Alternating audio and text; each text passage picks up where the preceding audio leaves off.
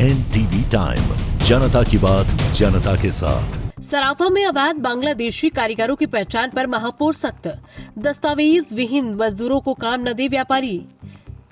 सराफा बाजार में काम कर रहे संदिग्ध व अवैध विदेशी कारीगरों पर अब सख्ती की तैयारी है। ज्वेलरी उद्योग की सुरक्षा और कानून व्यवस्था को ध्यान में रखते हुए महापौर पुष्यमित्र भार्गव ने शुक्रवार को सराफा व्यापारियों के एक कार्यक्रम में संबोधित करते हुए कहा कि बिना वैध दस्तावेज वाले बांग्लादेशी मजदूरों को न रखा जाए और न ही उनसे काम कराया जाए। ये सुनिश्चित करना आपका काम है।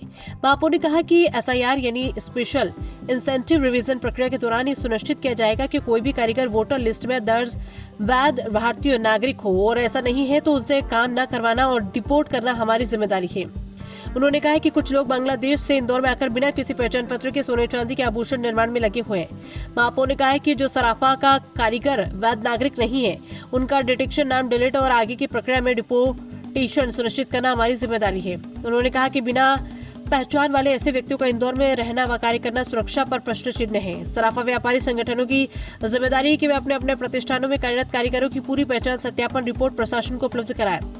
भार्गव ने कहा कि जिन कारीगरों के पास कोई दस्तावेज नहीं, उन्हें भी अब पता है कि इंदौर में गैरकानूनी रूप से काम नहीं चल पाएगा। व्यापारी उन्हें पहले ही स्पष्ट कर दे कि पहचान पत्र के बिना अब नौकरी नहीं मिलेगी।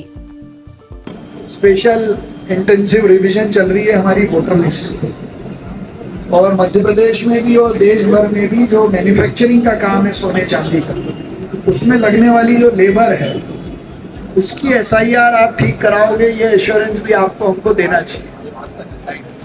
सोने की मैन्युफैक्चरिंग में, गढ़ाई में, उसकी खूबसूरती में जो लोग लगते हैं वो इस देश के नागरिक हों, ये तय करने की जिम्मेदारी भी आपकी।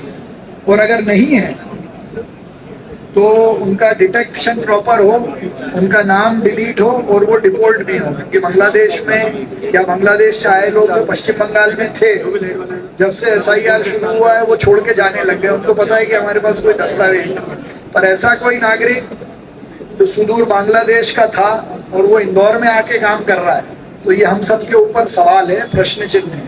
तो वो जितने लोग काम कर रहे हैं उन सबको आप बोलो कि भाई अपना वोटर लिस्ट में नाम आप ठीक से लिखवा लो, अगर आपका नहीं आएगा तो हम काम नहीं करवाएंगे। तो एक देश हित में ये काम आप करेंगे, ऐसा मुझे विश्वास है।